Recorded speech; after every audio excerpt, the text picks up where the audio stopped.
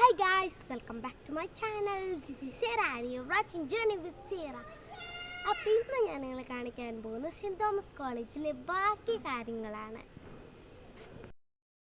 Guys, അപ്പം ഇതാണ് അപ്പയുടെ കോളേജിലെ ഇൻഡോർ സ്റ്റേഡിയം.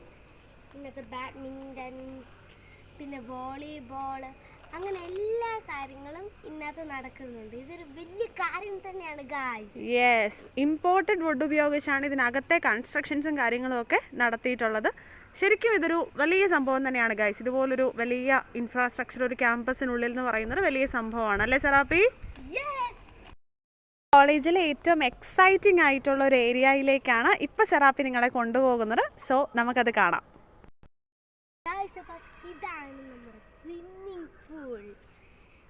ഇവിടെ ഞാൻ കഴിഞ്ഞ പ്രാവശ്യം വന്നപ്പോൾ കുറേ ചേട്ടന്മാരൊക്കെ ഇവിടെ നീന്തുന്നുണ്ടായിരുന്നു. അപ്പോൾ ഇവിടെ ആരുമില്ല, ചിലപ്പം വെയിൽ കാരണമൊക്കെ ആയിരിക്കും. പിന്നെ ഗായ്സ്, എനിക്കും കുറച്ച് സ്വിമ്മിംഗ് ഒക്കെ അറിയാം കേട്ടോ. എനിക്കിവിടെ വന്ന് നീന്തണം എന്നുള്ളതിൻ്റെ വലിയൊരു ആഗ്രഹമാണ്.